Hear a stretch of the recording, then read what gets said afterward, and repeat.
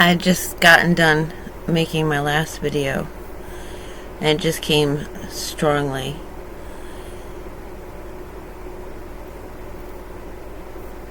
I had been talking to a friend about certain circumstances in my life,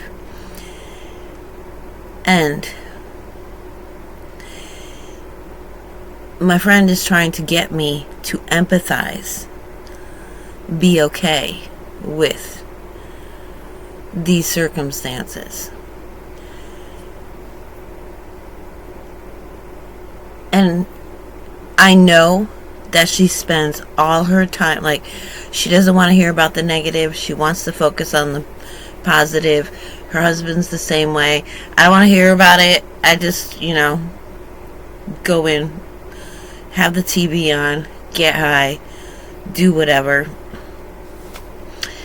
Keep their heads in the sand. They don't want, their life was going fine.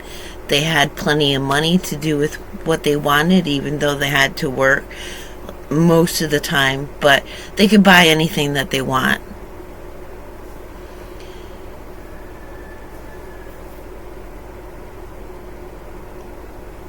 But in my frustration, like, there was one aspect of those circumstances that I did not want to tell her because she doesn't want to hear it. The things that I've been through that I shared with her, she's like, I can't even imagine that such a thing even exists.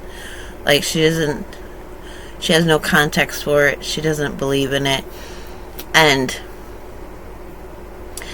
finally, I just broke. I was like,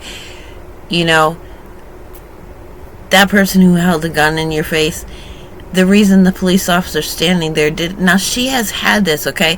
God has been trying to wake her up.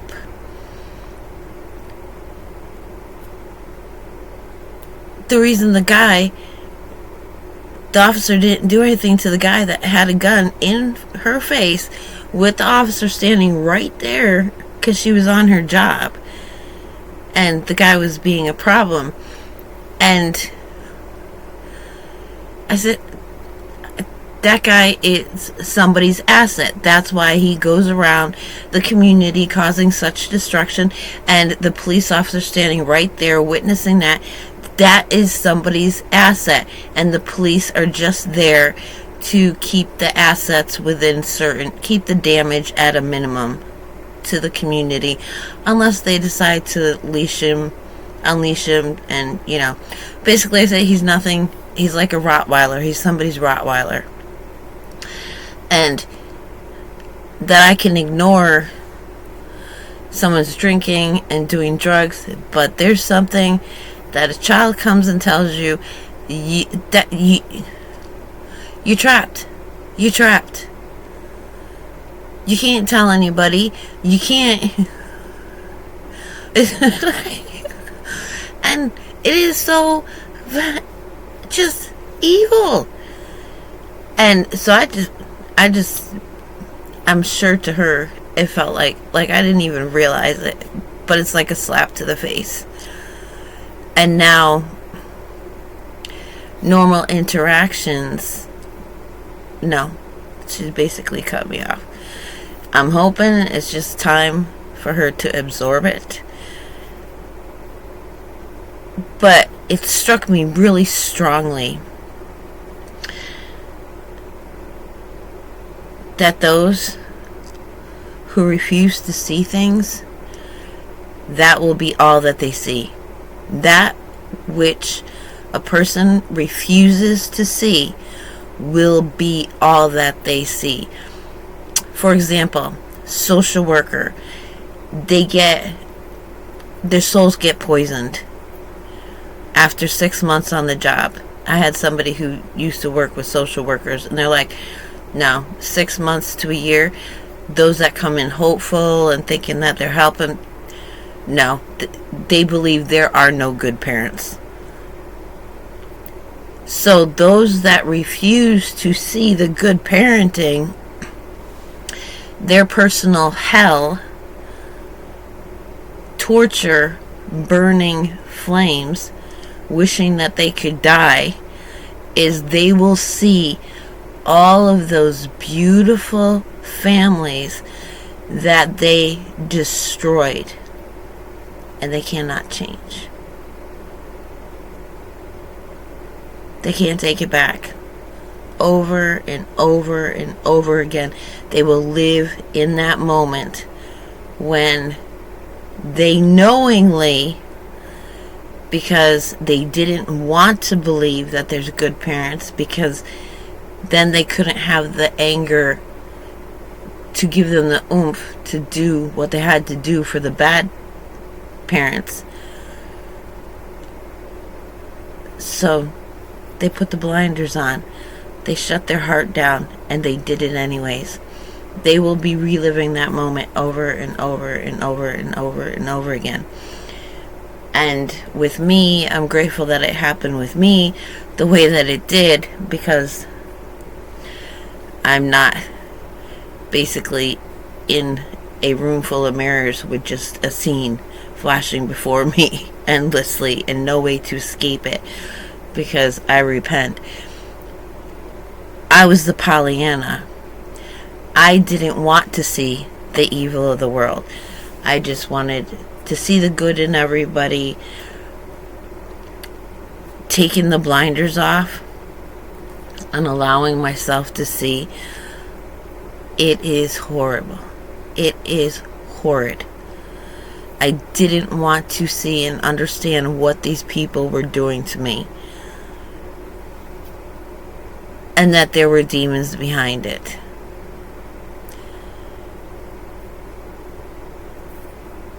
With no feelings. And that I would warrant enough attention that they would be on me 24/7, making my life a living hell, pushing me to try to kill myself.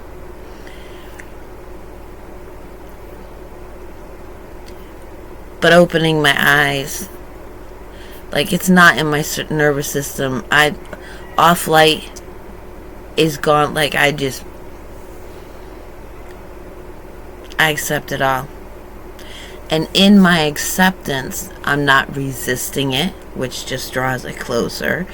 And I'm not denying it until it just presses in and becomes undeniable. And then I would live with regret that I could have made better choices. I could have done better for those that I love. Because when we have vulnerabilities, we are like ticking time bombs. And if I don't understand and respect that I am a target, and that they are going to try to make the people in my life be mean to me,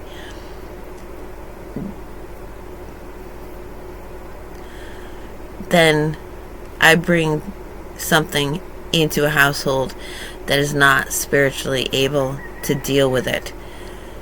Then they're entangled in something that they're not prepared to handle.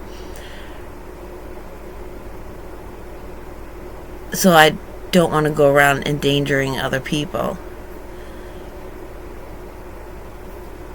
by bringing this on them. So there are two types of, the only thing you're going to see, your conscience is going to be hit over and over and over and over again. And people snap. But there will be nothing to take it out on. There will only be yourself. You're alone with yourself with all your regret. And I would have regretted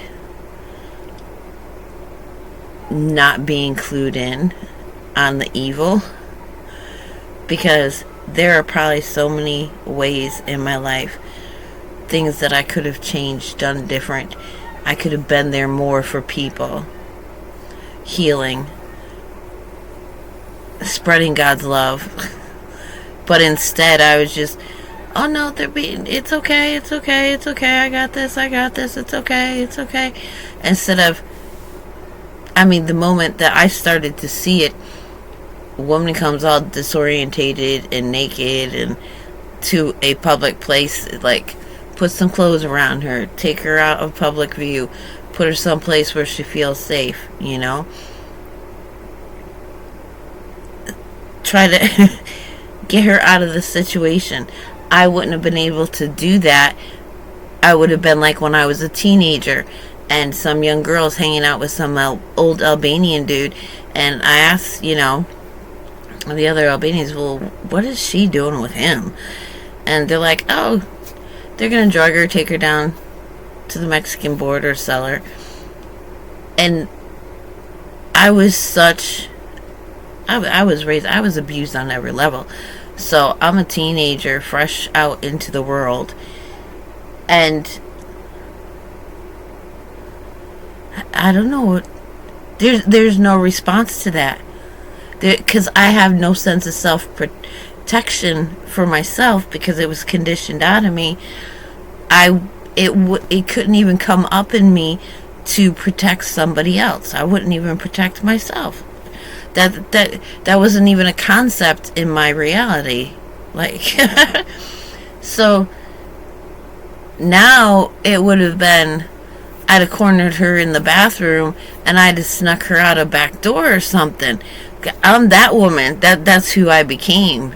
I'm the one holding the door, like, well, somebody goes out the back to get away from, pure evil. So I am saving myself from that hell.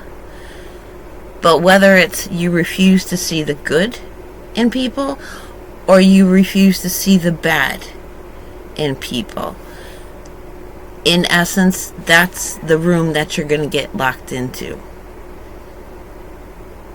That's what the weeping and gnashing of teeth and the wishing they could die and, wishing that they could do something different. So that was the strong feeling that I got, and the need to share it, because somebody out there needs to hear it.